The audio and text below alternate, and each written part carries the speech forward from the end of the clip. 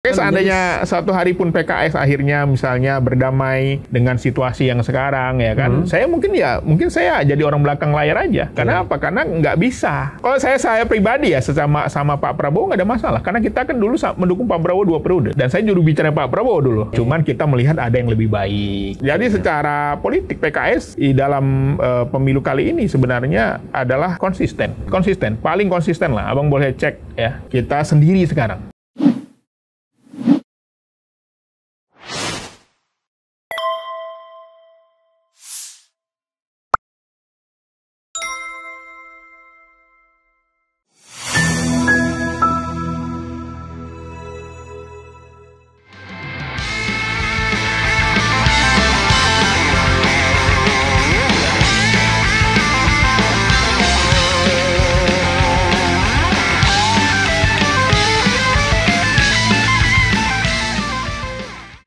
Assalamualaikum warahmatullahi wabarakatuh. Salam. Sobat era sekalian, jumpa lagi kita di channel yang keren ini. Keren cada.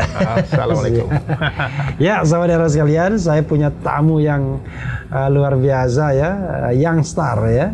Jadi bintang muda ya. Kalau dalam dunia perpolitikan bintang muda. Kalau usia sudah bintang tua ya, tergantung. Kalau ikut Indonesian Idol udah bintang tua. Doktor atau PhD ya. Muhammad Iqbal. Nggak ada Ramadannya? Nggak ada.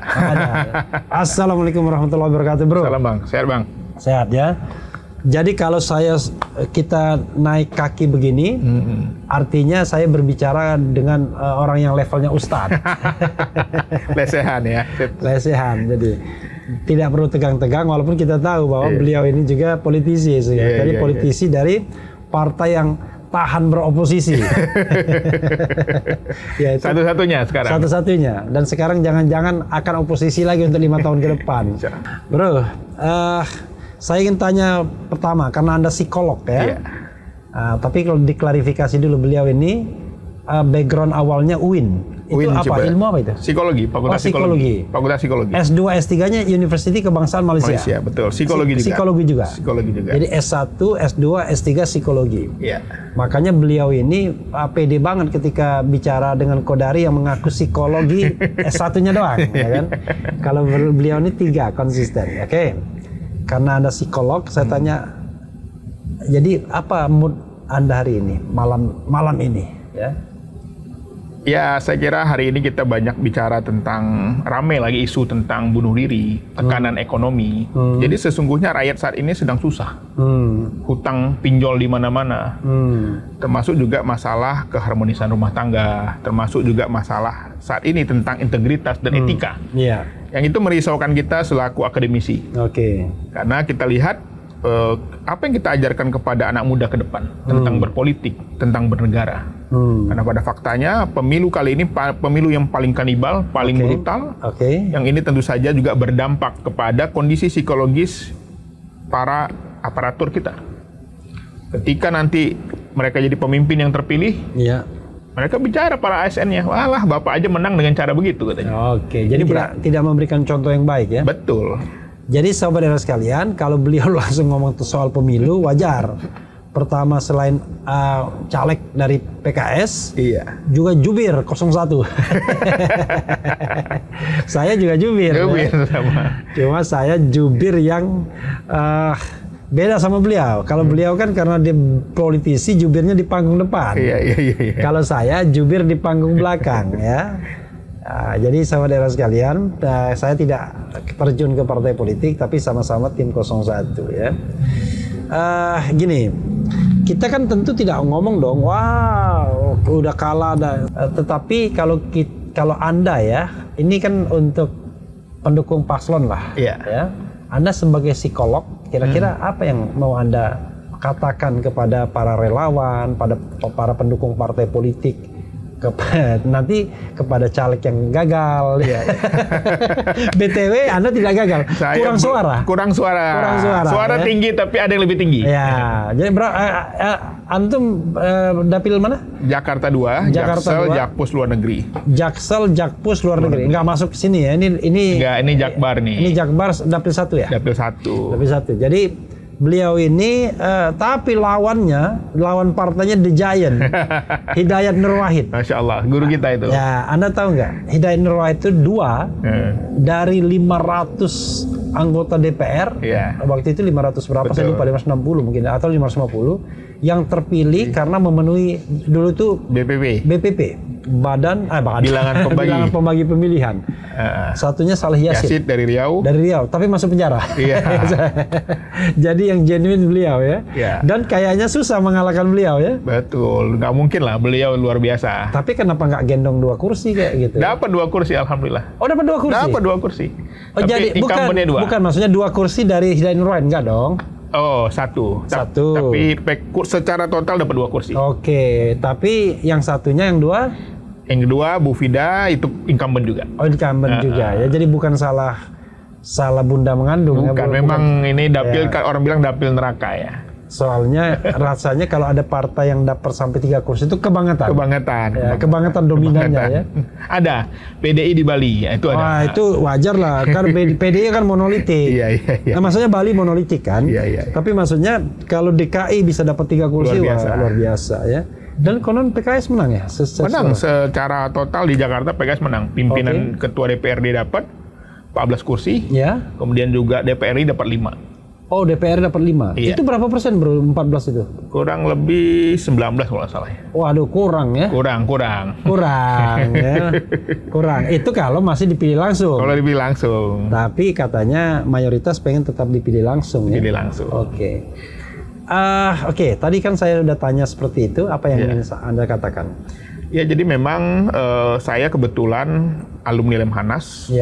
Program reguler, 7 bulan kita belajar. Kemudian saya sejak 2017 itu mengajar. Mata kuliah yang saya ajarkan di Lemhanas itu adalah revolusi mental. Luar biasa. Nah, ini memang berat ke depan kalau kita bicara revolusi mental. Kenapa? Karena bukannya kemarin udah berat juga? Berat juga. Memang pertanyaan peserta dan mahasiswa ketika saya ngajar itu adalah siapa contohnya, Pak? Nggak ketemu kita. Termasuk kita ngajar kepemimpinan Pancasila. Para peserta nanya, Pak, ada nggak manusia yang bisa saya jadikan contoh? Tapi Anda masih mending masih diundang di Lemhanas. Saya udah nggak diundang lagi. Dulu saya pengajar Lemhanas juga. Sebelum pemilu masih diundang. Setelah pemilu nggak tahu kita. Silakan teruskan. Nah, jadi memang saya lebih banyak bicara tentang psikologi. Saya sambil goyang-goyang kaki nggak apa-apa, bro. Bicara tentang karakter ya, bicara tentang kepemimpinan. Karena memang saat ini ya orang mengatakan bahwa bangsa kita krisis kepemimpinan. Pak Prabowo bisa maju berkali-kali, bisa jadi karena memang susah mencari orang yang dianggap mau atau siap atau juga layak. Kalau itu sih saya bantah itu. Bisa jadi karena tadi bisa jadi orang menganggap bahwa ini harus ngantrinya panjang gitu loh. Itu kan ada presidensial threshold itu. Itu membuat salah satunya membuat kepemimpinan kita itu stuck. Termasuk kepala daerah nggak berani karena setiap orang yang maju kepala daerah selalu diikat kakinya. Ketika dia bertentangan atau dia ingin maju berlawanan dengan orang berkuasa, dicari kesalahannya. Ini menjadi salah satu tantangan berat ke depan. Belum lagi kita bicara tentang masalah kepemimpinan di level-level swasta, di level-level pemerintah yang paling bawah ya, kepala desa. Kita lihat bagaimana kita memerlukan menyiapkan regenerasi bagi anak-anak muda kita ke depan. Bro.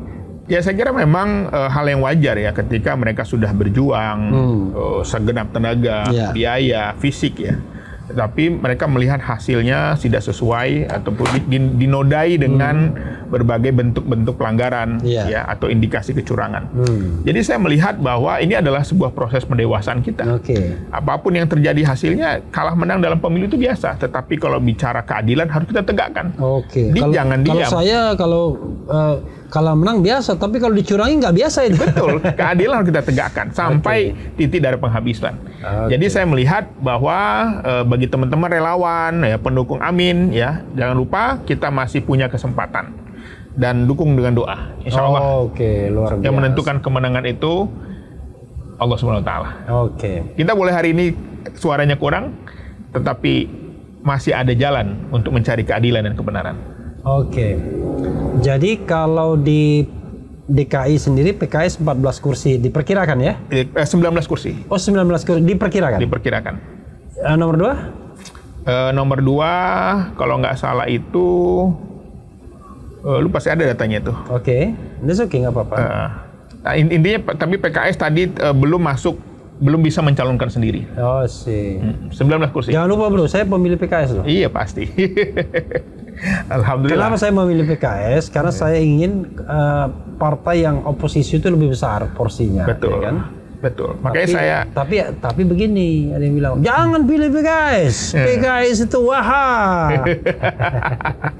Gimana, bro? Iya, makanya tadi saya juga heran sekali ketika ada orang-orang yang menebar kebencian tanpa bukti-bukti. Karena sesungguhnya kalau kita lihat dari pimpinan PKS saat ini, itu adalah alumni pesantren Ahlussunnah wal Jamaah.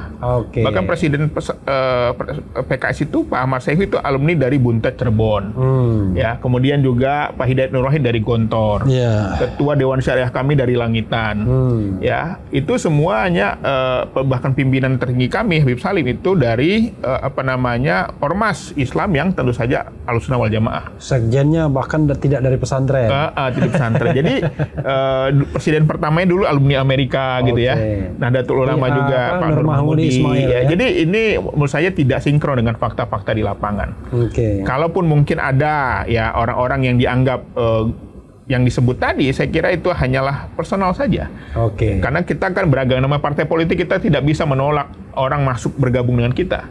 Tetapi kalau kita lihat dari ideologi, amalan, ya sama seperti masyarakat pada umumnya. Kenapa orang ya selalu apa istilahnya? Selalu mempermasalahkan hal-hal seperti ini. Tapi koruptor nggak dimasalahkan. Nah ya? itu. Saya juga bingung gitu. Padahal orang karena gini, yang mempermasalahkan sokol ustadz sendiri, yang sokol disebut ustadz. Iya. Tapi tidak mempermasalahkan koruptor, pelanggar HAM, ya kan? Tapi yang begini-begini, seperti masalah yang luar biasa. Betul. Dari sisi psikologi, kenapa Anda mengatakan? Ya, saya kira bisa jadi ini yang disebut dengan biasanya itu menjelang isu yang akan muncul menjelang tahun politik. Kalau tahun-tahun setelah pemilu nggak rame itu isu itu. I see. Ya. Jadi itu memang apa istilahnya ya? Politisasi. Stempel apa? Istilahnya dicap itu apa? Di stempel apa? Lupa saya. Stigma. Jadi memang stigmatisasi itu susah, melawan stigmatisasi susah. Betul. Sampai kapanpun PKS akan dianggap partai kanan radikal, ya kan, tidak cinta NKRI dan lain sebagainya. Ya, makanya saya sendiri selaku alumni Muhammadiyah ya, sekolah Muhammadiyah, saya melihat ya justru PKS ini sangat toleran, sangat berbeda. Saya Muhammadiyah, istri saya itu dari pesantren NU. Kita bertemu di UIN. Jadi itu kan sesuatu yang memang sangat dinamis. Di PKS itu ada banyak orang-orang yang memang menurut saya justru background Nahdien. Tetapi mereka tidak melihat itu. Ya, justru ini menjadi salah satu tantangan ke depan bagaimana kita tetap menebarkan kebaikan, ya, sikap ya. Hari ini PKS merasa bersyukur beberapa teman-teman di daerah mendapat pimpinan ya, DPRD, suaranya naik ya, walaupun secara nasional tidak terlalu signifikan, tapi kami tetap bersyukur dengan apa yang kami peroleh. Tetapi saya melihat bahwa secara nasional berapa kursi? Kurang lebih 53 atau sampai 55 nih yang sedang diperjuangkan. Cuman mendapatkan tambahan 35. Padahal ada tambahan anggota DPR juga kan? Iya, tapi di DPRD pimpinan banyak ya. Ketua ya. Khususnya di Sumatera Barat ya, di tempat-tempat basis yang dimana PKS itu memiliki basis sosial yang luar biasa. Bro, kalau misalnya katakan Anda udah dipastikan nggak? Sudah dipastikan. Ya jadi jangan lagi berharap macam-macam ya. Berharap. Apa rencana Anda ke depan? Ya saya kira. Kan Anda kan udah ngetop nih. Iya. Siapa tahu Anda tiba-tiba. Gimana saran Bang Repli gimana ini? Siapa tahu Anda tertarik untuk bertarung menjadi calon wali kota atau calon bupati gitu. Iya. Tapi Anda dasarnya di mana? Saya orang Minang. Dari Pariaman. Tapi lahirnya di Medan, tapi kita merantau. Kalau di Medan Anda harus minta restu Bobi Nasution. Pastikan dia tidak maju lagi. Pasti maju lagi, dia mau jadi gubernur dia katanya. Ya, tapi berarti tidak maju wali kota kan. Kalau Anda ke Padang, Padang kuat PKS-nya ya, karena gubernur kan orang PKS. Ketua kan? DPRD sekarang PKS, ketua DPRD kota juga PKS. Oke, yang akan nanti PKS juga. PKS yang akan nanti PKS. Oke, luar biasa. Karena itu politik sudah blood Anda ya, sudah darah Anda, atau pengen lagi? Iya, saya belajar banyak dari guru saya Pak Hidayat Nur Wahid. Saya hampir 10 tahun jadi staf ahli beliau. Oke, di DPR ya? Di DPR ya. Jadi saya banyak membantu beliau dalam berbagai kegiatan, termasuk menyiapkan bahan, menjadi komunikator dengan para politisi lain, dengan tokoh-tokoh lain. Dan saya kira saya cukup tahu betul tentang bagaimana belajar langsung dari seorang guru yang luar biasa. Jadi saya kira makanya di PKS menarik itu, antara anggota dan staf ahlinya sama-sama maju. Untung Anda kalah. Untung saya kalah. Dan memang nggak mungkin menang. Kalau Anda menang, waduh, luar biasa. Ya itu contoh bagaimana senior juga memberi kesempatan ya. Artinya kita belajar ya. Karena pemilu itu bagi saya adalah bagian dari proses. Dengan pemilu ini saya tahu betul bagaimana real kehidupan masyarakat. Ya. Bro ya. Kan itu saya bicara yang baik-baik aja. Tapi saya dalam beberapa kesempatan sering mengkritik juga PKS ya. Kenapa PKS itu tidak pernah menampilkan kader yang dianggap number one untuk menjadi calon presiden? Coba kita evaluasi mulai dari tahun 1999 Partai Keadilan, kemudian 2004, 2009, 2014, nggak ada orang PKS yang dianggap bukan qualified ya, tapi cocok pantas jadi presiden. Ada sejak 2014 sebenarnya Pak Hidayat Nur Wahid itu masuk dalam keadaan ketika Pak SBY ya. Ya, tetapi kan Anda kan harus realistis. The last dia tidak masuk di inner circle itu kan. Ya, tapi sempat ada waktu itu wacananya mendampingi HNW, Pak Hidayat, Pak SBY. Termasuk 2019 Dr. Salim juga kita coba sosialisasikan. Ya. Tapi memang lagi-lagi kita kembali kepada kursi. Karena kursi kita belum cukup. Sandi Uno nggak punya kursi. Bisa jadi wapres dia. Ya, waktu dia punya Gerindra waktu itu. Enggak dong. Gerindra. Dia keluar dia kan? Sebelumnya. Yang keluar baru-baru sebelum Gerindra. Walaupun dia sebenarnya kan tidak genuine ya sebenarnya. Iya. Ya, tapi memang tadi di PKS itu menariknya saya cukup bangga juga bergabung di partai di mana orang itu tidak mau berlomba-lomba untuk mengejar jabatan. Makanya kemarin banyak yang nanya juga, PKS, kan Demokrat masuk, PKS gimana? Banyak tawaran nggak? Katanya. Saya kira tawaran, ada pertanyaan yang mau aja susah nyarinya gitu. Makanya kita lihat dalam beberapa ketika Pak SBY kali pun yang menjadi menteri itu ya bisa jadi kalangan profesional yang kita tunjuk, yang kita endorse gitu. Kalau Mardani masuk ya? Alesera? Masuk, terpilih. Dia Jakarta berapa? Jakarta 1, Jakarta Timur. Jakarta 3 dong. Jakarta 3, 1. Oh, Jakarta. Jakbar tuh 3. Oh, Jakbar 3.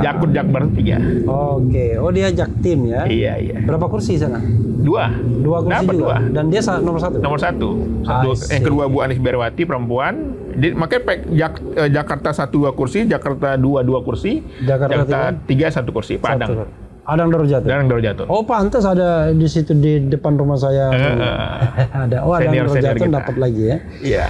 Bro, itu dapat tuh murni atau rata-rata?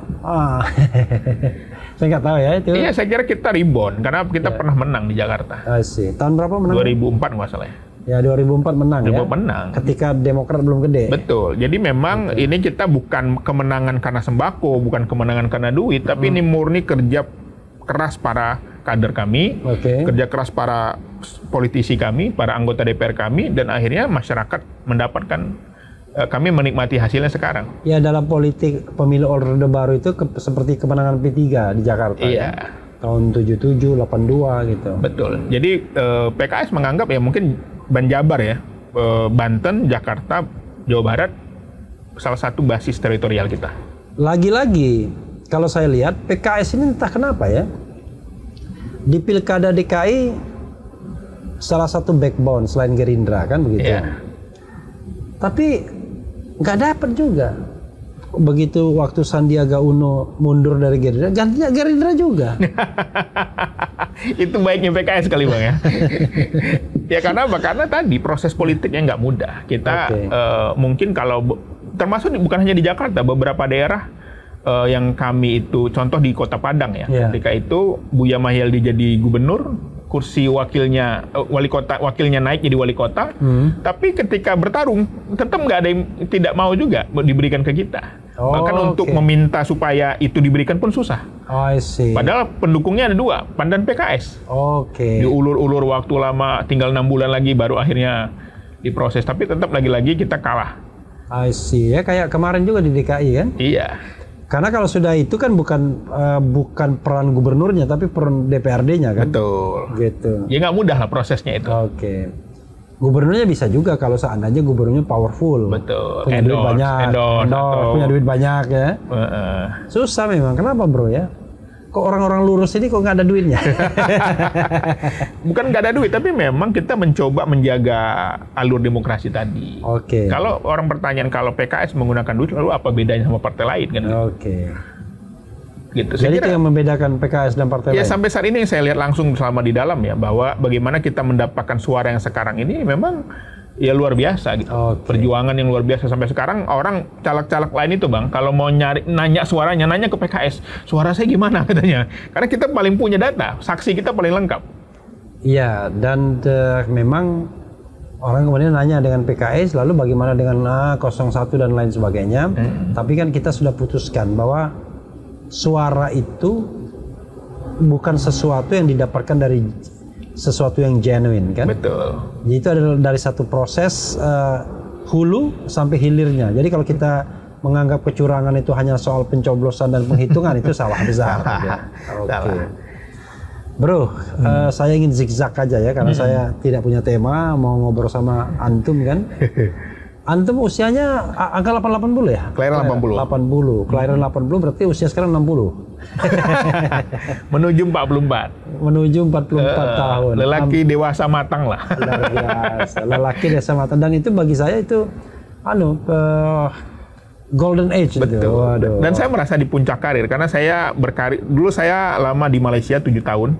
Sekolah S2 S3, terus saya sempat jadi fellow di National University of Singapore di ARI, Asia Research Institute. Pulang ke Indonesia saya jadi tenaga ahli di Bappenas. Bappenas, kemudian memulai karir di Paramadina awalnya sebagai dosen luar biasa lah ya.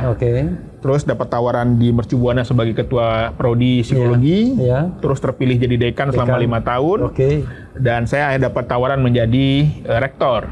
Dulu namanya STI Swadaya. Lalu saya ditunjuk di situ, saya ubah sekarang jadi institut. Kita gabung. Jadi Anda sekarang rektor? Rektor. Institut Bisnis dan Komunikasi Swadaya. Penggabungan antara STI Swadaya dengan Sekolah Tinggi Ilmu Komunikasi. Jadi kita bergabung dan menjadi institut. Tetapi home base saya sekarang di Paramadina. Home base. Kembali ke Paramadina saya. Dengan jenjang lektor kepala, dan mendoanya juga insya Allah sedang proses untuk pengajuan guru besar. Jadi sobat daerah sekalian, itu yang membedakan Iqbal dengan Refli Harun. Refli Harun tidak menjabat apapun, ya kan? Jadi memang kalau kita jadi lawyer ini ya orang jalanan aja sesungguhnya. Sekarang lawyer dan YouTuber. YouTuber ya.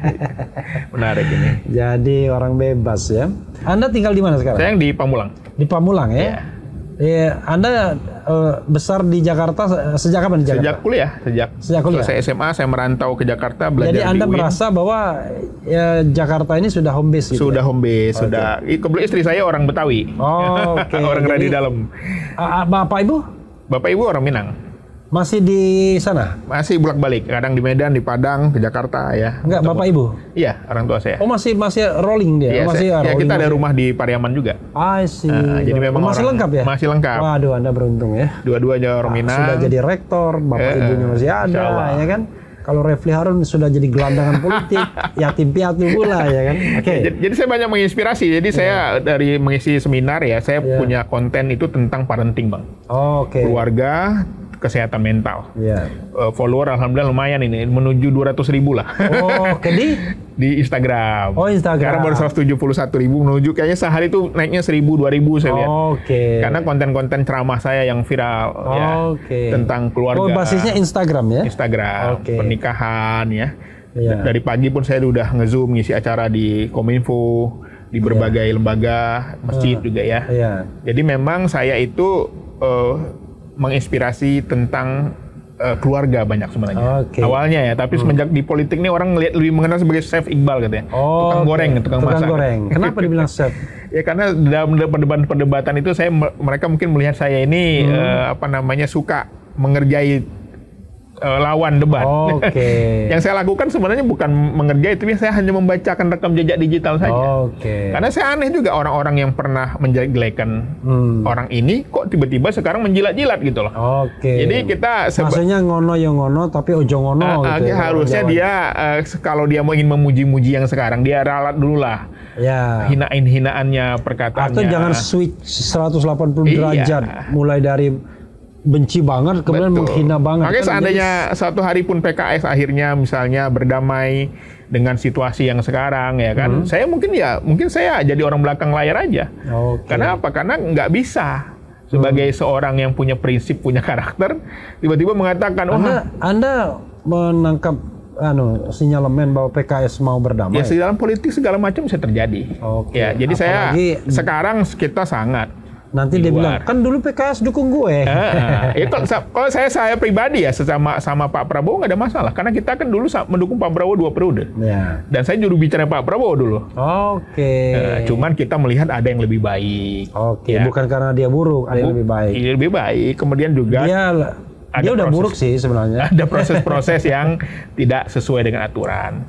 Jadi secara politik PKS di dalam pemilu kali ini sebenarnya adalah konsisten. Paling konsisten lah. Abang boleh cek ya. Kita sendiri sekarang.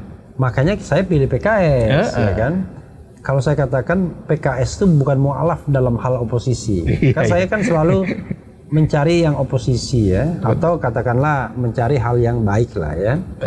Makanya saya katakan Anies itu bukan terbaik, tapi dia lebih baik dibandingkan 2 calon lainnya. Jadi in comparative perspektif kan, bukan kita gebiah uya, wah dia nggak ada, karena nggak ada malaikat dalam politik. Makanya saya banyak mengkritik para politisi yang rela menjilat ludahnya sendiri, rela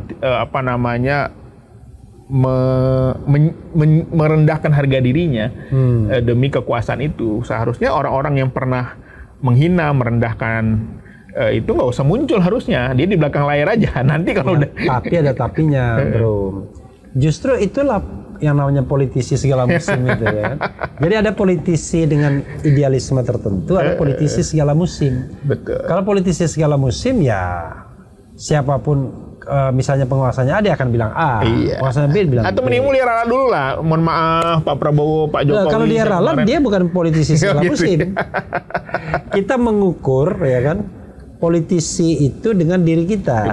Ya kan? Kalau dia nggak ada urusan dengan nilai kan, ada juga Machiavelli kan ada juga kan, ya kan. Jadi saya melihat memang ya sekarang pengalaman kita dalam berpolitik bahwa kita merasakan betul bahwa sebenarnya apa sih yang mereka cari ini gitu loh. Hanya dengan dapat jabatan, contoh jadi staf khusus atau jadi komisaris, mereka rela gitu loh untuk meninggalkan idealisme. Untungnya kita punya pekerjaan gitu loh, sehingga kita tidak mudah lah menjual harga diri kita ini. Dan itu yang saya catat, yang saya pahami betul bahwa ya pengalaman pribadi saya sebagai orang yang pulang ke Indonesia setelah meninggalkan 7 tahun ya, memulai karir dari nol gitu, mencari ya, lalu kita dapat karir ya, lalu jadi dekan, pemilihan dekan itu kan sangat di kampus itu kan sangat susah ya. Kemudian juga alhamdulillah saya punya pengalaman menarik ketika rektor saya bertanya waktu wawancara gitu, Anda PKS ya? Iya. Ya, jadi nggak ada dikotomi antara politisi sama akademisi. Banyak orang menyembunyikan identitasnya. Jangan ngaku-ngaku partai lah. Nanti nggak diterima. Padahal kalau saya, tapi kan saya dosen berprestasi. Bahkan saya 2017 itu dosen berprestasi se-Kopertis 3 se-Jakarta. Di Mercubuana saya dosen berprestasi nomor 1. Kita punya jurnal banyak, kita punya buku bestseller. Akhirnya tidak ada dikotomi antara politisi dan anggota partai dengan profesi kita.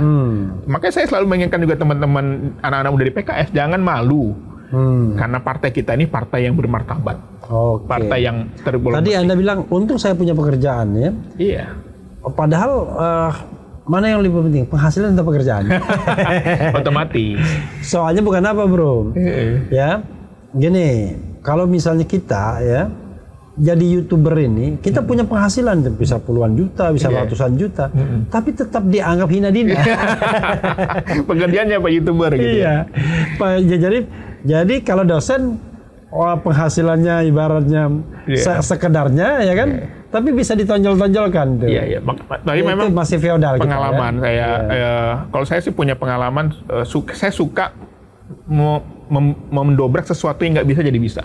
Contoh ketika saya pulang ke Indonesia, orang banyak mengkritik saya, Anda bukan psikolog. Anda kan di luar negeri, bukan profesi. Padahal saya S2-nya profesi, psikologi, konseling. Kurikulumnya mirip. Lalu saya organize alumni luar negeri, kami mengajukan ke himpunan psikologi bareng-bareng. Dan diakui ya. Dan akhirnya HIMSI-nya membuat aturan. Awalnya nggak ada aturan, sampai akhirnya kita diakui sebagai psikolog, dapat sertifikat. Jadi saya paling suka itu tantangan. Apa yang nggak bisa, kenapa nggak bisa? Kita harus coba. Ini hal yang kecil. Apa beda psikolog sama psikiater? Beda. Kalau psikiater dari dokter umum. Dokter umum ambil spesialis. Tapi kalau psikolog dari sarjana psikologi, lalu mengambil profesi. S2 profesi. Itu bedanya ya, psikolog sama psikiater. Jadi saya ngumpulin teman-teman yang bareng-bareng, ngumpulin bukti-bukti bahwa kita ada bukti magang, praktek selama 600 jam. Itu lengkap semuanya. Saya tanya, kalau orang gila ke psikolog atau psikiater? Itu psikiater. Karena dia harus minum obat. Kalau psikolog tidak memberi obat. Hanya konseling ya? Betul. Nah itu contoh-contoh. Anda praktek? Praktek. Praktek. Ya, tetapi saya sebagai konselor keluarga, lebih dikenalnya sebagai konselor keluarga. Karena psikolog lebih diidentikan dengan asesmen sebenarnya. Pemeriksaan ya. Kalau saya tidak terlalu suka dengan bidang itu, saya lebih suka kepada advice ya. Perceraian, itu paling banyak saya. Makanya saya paling banyak itu menerima kasus tentang perselingkuhan, perceraian ya. Makanya saya lagi buat buku. Jadi mereka itu apa konsultasikan? Bagaimana agar tidak ketahuan atau gimana? Bukan, yang paling marah saya itu adalah udah dia berbuat, kita disuruh nenangin istrinya. Makanya saya buat buku lagi launching, judulnya Kitab Anti Selingkuh. Luar biasa. Karena itu lagi ramai sekarang. Jadi ya. Dia berbuat, kita suruh tanggung jawab. Jadi memang saya melihat positioning di Indonesia ini kayaknya masalah keluarga ini masih belum banyak yang pakar. Mereka lebih sibuk ke klinis, ke isu industri, pendidikan. Tapi family ini lemah saya lihat. Nah, saya dan istri mengambil posisi itu. Kok saya dan istri? Istri juga sama? Sarjana psikologi. Makanya kami sebagai konselor pernikahan, konselor keluarga, ya mendamaikan orang berkonflik, itu sering. Jadi kalau kalian sendiri yang ribut tuh nggak ada lagi role model jadi. Makanya alhamdulillah berkat kita sering menerima klien, kita jadi harmonis. Jangan sesuai kayak klien kita nih. Tetapi bahkan kami sampai mendamaikan orang yang berkonflik waris. Itu dalam satu kantor kalian? Iya. Rumah konseling namanya. Rumah konseling. Jadi bayarannya masuk istri atau masuk suami? Itu ada timnya, ada adminnya. Ada adminnya. Kita terima gaji aja ya. Jadi terima gaji istri, gaji suami. Tapi justru banyak dapat uangnya itu bukan dari konselingnya, tapi dari undangan seminar. Karena konseling itu kita capek mendengarkan orang berjam-jam. Tapi tadi kita harus menjaga etikanya. Dan biasanya kan kalau konseling kan kalau Anda katakanlah masih muda, masih ganteng begini, tiba-tiba yang konseling itu jatuh cinta. Makanya kalau saya sekarang sejak awal pulang dari Singapura itu saya mempraktekkan konseling online. Banyak mungkin orang teman-teman profesi yang nggak efektif tuh. Saya buat riset, efektif ternyata konseling online. Bahkan klien kami dari Amerika, dari Australia, dari Arab Saudi. Konseling online itu berarti Zoom. Zoom. By Zoom. By Zoom. By Zoom. Itu lebih efektif ya. Lebih efektif. Bahkan banyak dari diaspora Indonesia di luar negeri menggunakan jasa kami. Tapi memang yang paling berat dari seorang konselor itu adalah menjaga kerahasiaan. Kadang-kadang mereka public figure, mereka tokoh ya. Itu yang paling berat. Atau yang dilaporkan oleh istrinya, ya dia nggak tahu bawa istrinya ke kita. Tetapi dia ini misalnya sering aktif di masyarakat. Nah kita juga harus menahan diri juga kan. Padahal kalau dalam ceramah antum kan bisa sebagai contoh bisa. Iya, sebagai contoh kan kita nggak menyebut nama. Hanya dan banyak kasus yang sama mirip. Seperti dokter mempraktekkan penyakit MAH itu ada sama. Ada seperti kita bilang misalnya Ya itu pemilu itu curang itu ya karena diorkestrasi oleh presiden. Kan kita nggak nyebut Jokowi kan? Iya, ada di negara lain juga prakteknya begitu. Di prakteknya lain. Yang gitu. Curang itu kan Jokowi, tapi kita nggak nyebut presiden. Itu praktek di negara lain misalnya. Di negara lain. Pemilu contoh di Suriname. Betul. Jadi ke depan apa yang Anda cita-citakan? Jadi gini, sorry. Saya pakai trivia. Iya. Politik, psikolog. Iya. Politisi, psikolog. Saya kira tidak ada dikotomi. Dua-duanya. Politisi itu memerlukan psikolog. Oh, luar biasa. Contohnya sekarang. Tapi saya bisa menjawab. Berarti Anda akan menitir karir politik. Dan bisa jadi. Psikolog itu sebagai backbone bisa jadi. Anda, ya kan? Itu kesimpulan saya. Bisa jadi. Karena saya merasa di kampus sudah selesai ya, sudah cukup. Dan bukan cukup ya, artinya saya sebagai akademisi tetap meneliti, mengabdi. Cuman karena saya sebelnya begini, kalau kita ketemu politisi sebelum saya jadi politisi murni nih, PhD ya, iya cocok jadi staf ahli. Oh, jadi kalau dokter dianggap staf ahli, tapi yang jadi politisinya S1 atau sarjana gitu, atau SMA gitu loh, yang jadi gubernur. Atau preman. Lalu pertanyaan dalam hati saya, kenapa kita yang PhD hanya di staf ahli? Iya. Ya makanya munculnya Mas Anies, munculnya para profesor maju ke politik, saya kira itu hal yang bagus. Tidak ada dikotomi. Walaupun sebenarnya fenomena itu sudah terjadi di Amin Rais kan? Betul. Tapi paradoksnya adalah kalah sama yang tamat SMA. Betul. Makanya waktu ada orang bilang, lo ngapain sih dosen ikut-ikutan politik? Saya bilang, tadi saya ceritakan, tahu nggak tahun 2004 ada 2 politisi yang suaranya tertinggi di Indonesia. Pak Saleh Yasid dan Pak Hidayat Nur Wahid. Dan dia adalah seorang dosen, saya bilang. Jadi jangan anggap remeh sama dosen. Tapi hebat ya, Hidayat Nur Wahid itu solid sekali. Berarti PKS itu solid banget ya. Betul. Apakah memang diwajibkan itu? Apa itu? Diwajibkan memilih Hidayat Nur Wahid itu? Enggak juga. Saya kira Pak Hidayat ini kan seorang politisi yang pernah jadi presiden partai, jadi calon gubernur. Beliau modal sosialnya luar biasa. Beliau tuh jadi sampai calon gubernur kan di mana? Di Jakarta. Pernah sama pasangan Didi Rahbini. Lawan Pak Jokowi. Oh, Hidayat Nur Wahid ya? Iya. Oh, saya malah nggak notice ya. Dan beliau itu lawan Jokowi basis itu sosialnya, yang 5 calon itu Hidayat Nur Wahid salah satunya. Oke. Dan beliau ini basis sosialnya luar biasa. Beliau tuh kuliah subuh itu hampir setiap hari. Subuh keliling. Jadi jangan dikira Pak Hidayat itu terpilih karena popularitas saja, tapi karena beliau kerja, mau turun.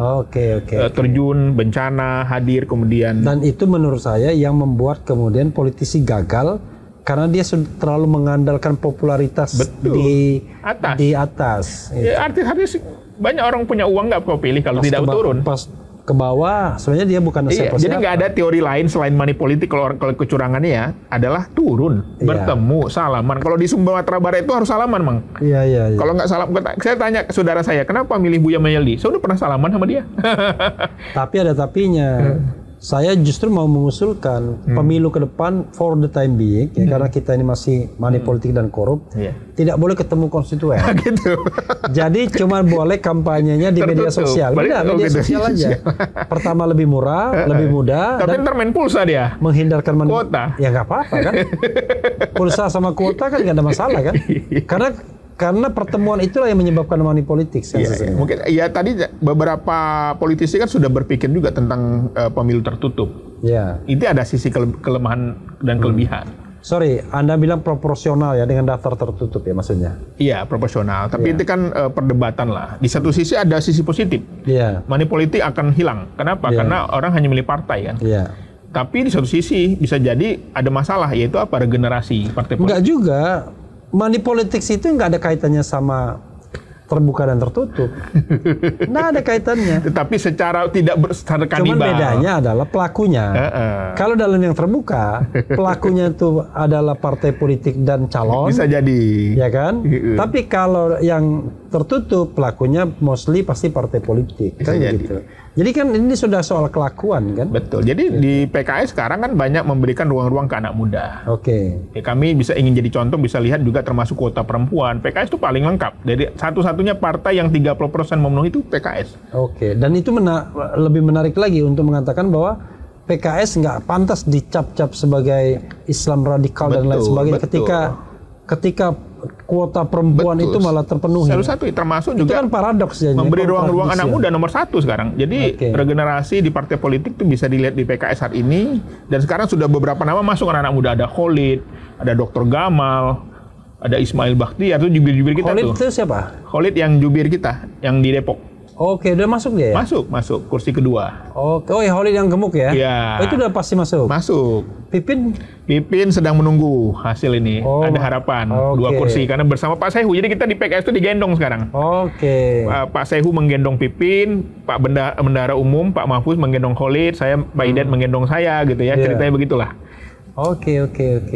Jadi Khalid masuk, kemudian Gamal masuk ya? Gamal masuk. Ada Ismail Bakhtiar, masih muda juga. Oh, Ismail Bakhtiar yang dari Sulawesi Selatan, masuk. Oh, masuk dia? Masuk. Ada Rahmat Saleh dari Sumatera Barat. Oke.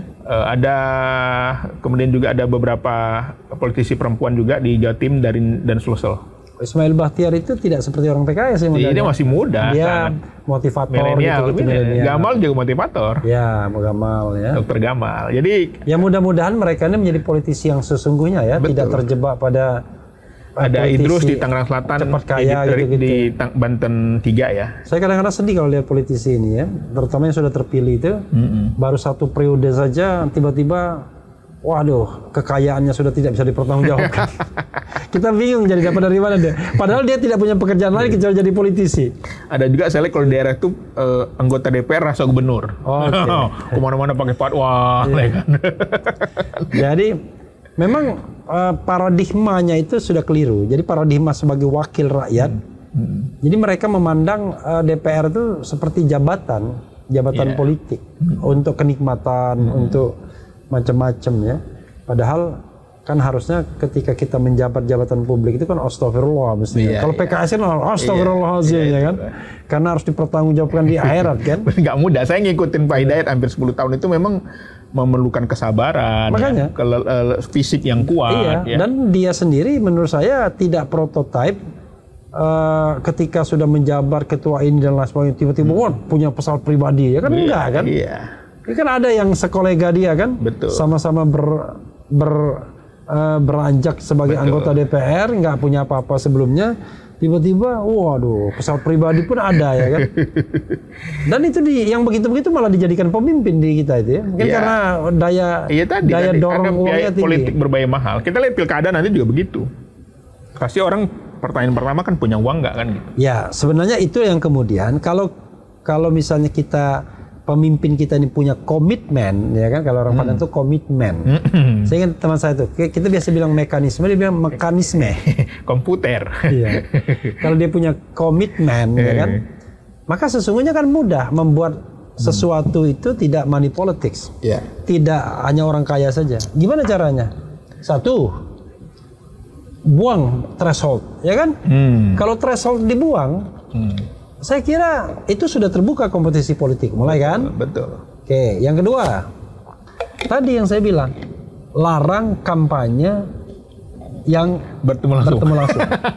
Susah, nggak mungkin itu. Enggak semua orang punya media sosial. Bukan. Kalau media sosial boleh, yang bertemu langsung itu nggak boleh. Jadi justru kampanye itu melalui media saja, jadi televisi, radio, dan media sosial. Artinya, kenapa kita lakukan itu? Kita kan mengambil yang mudarat dan manfaat. Kalau bertemu langsung itu mudaratnya adalah pasti kan money politik. Iya, tapi rakyat akan bilang, ini orang yang mana? Itu. Loh, justru dia karena gini ada caleg menarik itu. Beberapa caleg yang jadi tuh dia nggak turun. Kenapa saya bilang nggak turun? Ya karena kalau saya turun katanya orang nggak jadi milih saya katanya. Karena fisiknya, karena kelihatan masih muda, terlalu muda gitu, atau mungkin kan banyak orang pakai foto-foto yang kita bicara wajahnya terlalu mulus gitu kan. Kita bicara teori mudarat dan manfaat. Kenapa? Kalau semua harus turun, maka tidak ada politisi yang sederhana hidupnya. Karena butuh uang semua. Saya tanya, misalnya antum punya teman tidak money politik, tapi berapa habisnya? 2 miliar juga minimal. Antum juga pasti miliar-miliaran. Iya, hampir. Iya kan? Artinya itu kan meaning. Iya. Kalau begitu nggak ada orang yang nggak mampu yang bisa jadi politisi. Betul. Tapi kalau dia misalnya bisa media sosial saja kompetisinya, maka paling tidak kita bisa mendapatkan orang-orang yang ya gimana lah ya kan, karena tidak money politics pun itu 1 miliar 2 miliar tuh minimal habis sudah pasti. Ya makanya banyak cara sebenarnya yang dipraktekkan di PKS kan sebenarnya kenapa para ustadz ini banyak pendukung, karena basis sosial sebenarnya. Khutbah Jumat bisa, ceramah bisa. This is the point. Jadi kalau misalnya orang kan gini, orang di media sosial itu kan pasti dia sudah jalan juga ke daerah-daerah. Iya. Khusus kampanye, khusus masa kampanye nggak boleh tidak ketemu. boleh, gitu loh. Khusus masa kampanye. Wah, itu perlu diteliti dulu lebih dalam itu, di eksperimen dulu. Khusus masa kampanye. Jadi kalau sebelumnya dia mau money politics, mau apa, mau ngasih duit ya terserah dia. Tapi begitu masuk masa kampanye ditetapkan sebagai pemilu, dia dikerangkeng. Dia hanya bisa melalui. Ya, tapi ntar tim sesnya yang ngasih. Kenapa? Oh, tetap kalau terjadi seperti itu dia diskualifikasi. Sama sekarang. Oh, enggak. Saya melihat sekarang. Anda sekarang salah. Di sekarang tidak ada mekanisme diskualifikasi itu susahnya. Ya pada prakteknya sekarang. Gitu. Kenapa money politik itu terjadi? Karena pembiaran. Tidak hanya pembiaran kalau menurut saya. Karena memang tidak ada mekanisme hukum yang efektif. Saya kasih contoh misalnya. Gibran bagi-bagi susu, ya kan? CFD. Ya kan? Itu kan money politics. Ya. Sekarang pertanyaannya adalah Bawaslu DKI menganggap itu salah. Ya. Lalu apa hukumannya? Kan nggak mungkin dia didiskualifikasi. Ya. Nggak juga dia dikurangin kampanyenya. Lalu apa? Teguran. Iya, apa manfaatnya? Orang kita tebal muka semua. Kecuali kalau kita di negara yang etikanya tinggi. Begitu ditegur langsung malu, harakiri kan gitu. Kita 4 kali kena sanksi etik nggak mundur. Malah ulang tahunnya dirayakan partai politik dan tim sukses paslon tertentu kan. Gitu. Oke, silakan. Saya kok malah banyakan saya yang protes. Iya, jadi memang kalau pengalaman saya setelah hampir setahun bekerja di lapangan bertemu masyarakat, memang nggak mudah. Makanya menjadi anggota DPR itu berdampak ke psikisnya juga. Iya. Jadi dia kayak, oh ini aku berjuangnya kenapa? Karena di bawah itu macam-macam orang ya. Ya, tapi sekarang saya tanya, Anda kan untung kan karena TV juga. Artinya kan di efek udara juga. Tapi kan nggak semua orang bisa memiliki follower yang banyak dari TV. That's why. Karena itu dialokasikan dana itu untuk para caleg. Apalagi kalau sistemnya tertutup, maka kemudian negara nanti kita bahas khusus tentang ini. Iya kan, negara gitu dong. Ya, saya terbantu dengan debat-debat di TV di TikTok. Apalagi ada Jakarta kan. Kemudian dibantu oleh relawan Amin juga yang sangat gencar menyebarkan konten-konten saya. Luar negeri. Bayangkan ya 38.000 itu kalau di dapil lain tuh jadi, Bang. Iya. Karena Jakarta ini luar biasa ya. Saya cek tim saya gimana, waduh Bang, tempat kita dibom berapa? 300.000 satu orang Bang, katanya. 300.000, bayangin. Ada 150.000 di hari tenang ya kan. Ya, tapi memang ya, tapi anehnya kita ini permisif terhadap bom-bom itu. Kita cuma berhenti di bom. Padahal itu kan kejahatan pemilu, itu tindak pidana pemilu. Nggak ada upaya untuk melaporkan. Soalnya kalaupun dilaporkan, itu kan cetowelo ada ustadz yang bagi-bagi duit. Dia bilang begini, saya bukan tim ses. Tapi begitu perayaan pemenangan dia duluan. Dia duluan hadir dia. Tapi sebenarnya itu kalau saya katakan Bawaslunya yang sontoloyo. Kenapa? Logikanya begini, cara berpikir hukumnya, ya. Tim ses saja tidak boleh, apalagi masyarakat umum. Kan begitu. Jadi kalau seandainya dia melakukan money politik walaupun bukan tim ses, ambil dulu. Dia kan masyarakat umum kan, tetap aja diproses pidana mestinya. Tapi ini saya bukan tim ses katanya.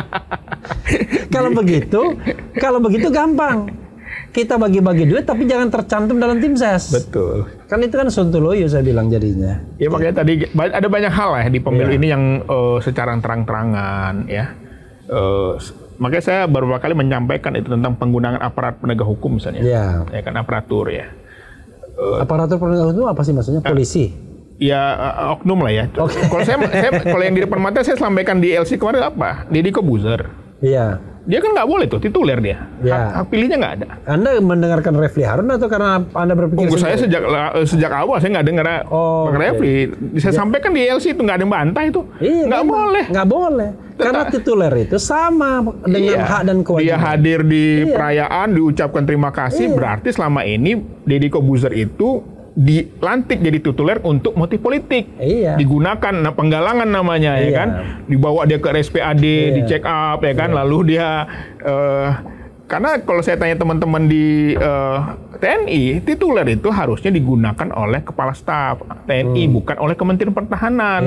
Kalau Kementerian Pertahanan ingin ngangkat tituler, kasih pangkat ASN, ya kan, tituler, bukan pangkat letkol gitu loh. Kan terang-terangan itu loh. Nggak boleh menurut saya, tapi tetap Mayor Teddy misalnya kan menggendong Gibran, ya kan. Ya kan dia ajudannya Prabowo, alasan dia dibolehkan hari karena dia ajudan Prabowo. Lalu apa urgensi ini dia menggendong Gibran, ya kan? Berarti dia ikut merayakan kemenangan, ya kan? Yang quick count itu. Jadi ya itu kan di depan mata, apalagi yang tidak di depan mata. Ya itulah saya bilang, Bawaslu-nya itu bertindak bukan lagi sebagai, karena gini, paling lucunya adalah Bawaslu itu kan bukan kotak pengaduan. Dia itu lembaga pengawas dan dia itu aktif, tidak tunggu laporan. Loh ini sudah ceto welo-welo. Kok tiba-tiba, apa kan dia takut ya, mungkin karena Deddy Corbuzier gede badannya. Dan juga media juga ada yang pada ngangkat itu. Kita udah berapa kali mencolek itu. Karena kita ini bukan benci sama persona. Menegakkan aturan. Nggak boleh gitu loh. Menegakkan aturan. Iya kan? Kadang-kadang gini ya, ini sorry kalau Deddy Corbuzier nonton ya, itu kita no hard feeling. Jadi siapapun yang menyalahgunakan jabatan, ya itu harus jelas. Jadi kan kalau kita misalnya diangkat sebagai letkol tituler, itu kan sesungguhnya kewajibannya sama. Betul. Ya haknya saja dikurangin sedikit ya. Jadi dia tidak dapat hak sepenuhnya. Tetapi kewajibannya sama. Dia seperti TNI aktif. Betul. Berlaku netralitas. Tidak punya hak pilih. Tidak punya hak pilih. Apalagi dia nggak boleh mendukung. Tetapi gitu. Dia ya netralitas lah. Dan itu makanya saya bilang itu di depan mata lah. Makanya. Apalagi yang di bawah. Ya itulah saya bilang ya tadi Car Free Day gitu. Yang paling lucunya Zulkifli Hasan dihukum agar tidak mengulangi perbuatannya. Apa gunanya? Pencoblosannya sudah berakhir ya kan. Nah, saya katakan ada inefektivitas dalam hal penegakan hukum pemilu. Jadi payah. Karena itu orang akan melakukan money politics terus-menerus. Sekarang gini, saya suruh orang melakukan money politics. Yang ditangkap itu kan yang bagi. Betul. Dan tidak akan nyampe sampai yang nyuruh siapa. Betul. Jadi akhirnya apa? Anda melakukan money politics di seluruh Indonesia, Anda aman-aman aja. Aman-aman. Karena sama-sama semuanya main. Iya, Anda aman-aman dan tinggal omon-omon ya kan. Allahu Akbar ya kan. Aduh, makanya tadi saya alhamdulillah bersyukur dari PKS ya diberi kesempatan bertarung di dapil yang cukup favorit ya. Nggak semua orang bisa dapil 2 ini. Dapil para public figure lah ya. Dan saya bisa dapat angka 38.000 itu luar biasa. Luar biasa. Ya terima kasih lah dengan TV One. Terima kasih teman-teman media ya kan. Mas Hinton aja 40 ribuan. Iya kan? Mas Hinton nggak masuk ya? Nggak masuk juga. Oh ya, Mas Hinton dia dapil yang sama. Dapil yang sama. Mas Hinton, Once Mekel, Enrico kalah Eriko sama Once Mekel. Ya, tapi itu ada cerita-cerita di layarnya. Oke lah, tapi itu kita nggak. Ya, jadi artinya saya sih merasa bersyukur bisa dapat angka yang hampir sama dengan politisi yang sudah kawakan ya. Nggak mudah. Makanya saya walaupun tidak terpilih, saya kepala tegak. Terakhir bro ya. Hak angket terakhir ya. Iya. Saya kan belum mendengar ya PKS firm mengatakan mendukung hak angket kecuali sudah tanda tangan, sudah ada. Udah ada. Berapa orang tanda tangan? Satu orang itu perwakilan. Ada kemarin beberapa orang yang sudah tanda tangan di paripurna dan gitu kan syaratnya cukup 25 orang, 2 fraksi. Ya, tapi belum diajukan sampai sekarang. Iya, semua dari proses. Lah kita kan ini kan partai yang fraksi yang mayoritas tidak mayoritas ya. Kita menunggulah yang pimpinan DPR kan nanti mengundang teman-teman PDI di sini. PDI waduh, ini pucu-pucu ya kan? Hari ini saya baca Mega katanya sudah menyetujui hak angket. Besok saya baca Mega nggak mau buru-buru. Karena omongan Mega itu bukan Mega sendiri yang mengeluarkan, tapi ditafsirkan oleh orang yang bertemu Mega. Atau orang yang merasa dekat Mega. Ya makanya lah, ini kan kalau proses ini kan menurut saya adalah bagian dari perjuangan kan. Kalau Adian kan bilang PDI itu jangan dianggap remeh, ya kan ini partai yang sudah pernah mengalami proses panjang. Tapi tinggal tunggu bukti aja gitu loh. Iya, Adian masuk? Nggak tahu, kayaknya masuk kayaknya. Nggak tahu, saya nggak ngikutin ya. Oke. Tapi ini saya secara pribadi menikmati sekali proses pemilu ini, luar biasa. Walaupun duit banyak habis ya? Alhamdulillah banyak disupport partai juga, kita juga bangga ya bahwa PKS. Tapi itu kalau mau jujur, uang pribadi ada ratusan juta habis, pasti ya? Ada. Miliaran nggak nyampe? Nggak nyampe. Oke. Ya ini karena lurus jalannya. Coba bayangkan yang kalau orang yang kemudian andalannya cuma sekedar money politics, terkenal tidak, di media nggak pernah, diundang televisi juga nggak pernah. Dan akhirnya pengen jadi anggota DPR. Betul. Ya karena duit banyak. Ya money politics lah. Sebenarnya banyak juga orang masuk TV tapi tidak berefek ke suara karena tidak berhasil menyuarakan aspirasi. Saya tanya kalau komen-komen di media sosial, kenapa saya banyak orang milih itu, karena mereka menganggap saya ini mewakili perasaan mereka. Karena Anda kan psikolog soalnya. Mewakili perasaan mereka itu aja. Bro, sebenarnya saya tuh ya agak mau sombong sedikit sebenarnya. Tapi rupanya Tuhan nggak boleh menyuruh saya sombong. Saya mau testing the water. Kemarin itu saya mau nyalek DPD, tapi DKI. Ya kan? Saya mau mengandalkan keren jadas ya kan? Rupanya saya lalai. Ternyata terakhir pendaftarannya itu, berkasnya itu akhir 2022. Tewaslah saya. Begitu saya di Makassar, selamat datang calon senator. Bilang teman saya, Bang, itu kok ada pendaftar? Allahu Akbar, saya bilang. Rupanya memang tidak direstui. Ya perlu dicoba, Bang. Karena apa? Supaya kita ini bisa melihat langsung lah gimana. Saya tuh kalau saya jujur, saya pengen coba itu. Kenapa saya mau coba DPD? Bukan karena saya lihat DPD itu powerful. Saya cuma pengen gimana sih rasanya berpemilu itu. Betul. Kan sebaiknya saya tuh pulang sehari bisa 10 titik. Pagi dari subuh ya kan, mulai dari pengajian subuh, mulai dari senam bersama. Itu proses. Tapi lagi-lagi siapa yang punya basis sosial dia lebih mudah. Iya, memang sebenarnya. Sudah punya basis sosial, terkenal pula. Betul. Apakah Abang punya follower 3 juta subscriber? Kalau DPD, tadi saya mau mengandalkan itu, bisa nggak? Belum tentu jadi suara kalau nggak ketemu juga. Iya, memang. Tetapi, kenapa saya DPD? Karena kalau DPD itu, saya ingat pengalaman Pak Jimli. Iya. Ya kan? Jadi Jimli As-Sidiki, dengan itu, dia nggak mungkin lah dia ngewer-ngewer kemana-mana. Kan nomor 1 loh dia. Gitu. Jadi, tapi Pak Jimli, saya tanya Pak Jimli nyalon nggak? Enggak. Saya pengen nyalon kan. Saya mau ambil rebut suara Pak Jimli kan. Tapi rupanya Tuhan tidak. Tapi banyak anggota DPD menariknya setelah dapat suara jutaan misalnya. Tapi begitu nyalon DPR nggak jadi. Iya, jadi. Kenapa? Karena basisnya beda, Bos. Beda. DPD orang tidak terlalu. Sama seperti calon gubernur. Begitu nyalon DPR nggak terpilih, beda. Ada yang nggak kepilih. Iya, beda. Karena kalau waktu jadi calon gubernur kan dia head to head. Iya. Tapi begitu dia jadi dia jadi rimba yang nggak karu-karuan. Oke. Ya, sahabat sekalian, nggak terasa ya. Closing statement, Bro. Ya, saya kira kepada para pendengar YouTube Bang Refli Harun, stay tune terus di channel ini karena ini channel yang mencerdaskan, menginspirasi. Inilah tempat kita, ruang-ruang kita untuk menegakkan keadilan. Bukan justru kita melemah, tapi kita harus tetap bersuara. Kita harus menyuarakan sesuatu yang kita tahu, dan itu tentu saja nilai-nilai yang bisa menjaga demokrasi di negeri ini. Dan yang terakhir adalah jaga kesehatan mental kita. Tetaplah kita merawat diri kita, menyalurkan hobi kita, dan sering-seringlah berkumpul, bercerita, dan tersenyum untuk menikmati keindahan alam ini. Oke, sobat era sekalian, itu dari Muhammad Iqbal PhD ya. PhD sama dokter itu agak beda. Yang satu dalam negeri, yang satunya luar negeri. Dan mudah-mudahan ini perbincangan yang bermanfaat ya. Banyak yang kita bisa ambil hikmahnya. Dan jangan lupa, jangan takut dengan politik karena beliau hampir terpilih dengan ratusan juta saja. Ya. Dan mudah-mudahan kalau usul saya diakomodir one day, maka orang paling miskin pun bisa menjadi anggota DPR. Karena menjadi anggota DPR tidak perlu lagi ratusan juta, cukup Anda punya media dan media yang disediakan oleh pemerintah. Kan nanti ada berlaku equality before the law untuk pemerintah menyediakan saluran informasi, televisi, kemudian radio dan lain sebagainya. Itu saja. Wassalamualaikum warahmatullahi wabarakatuh. Keren cadas.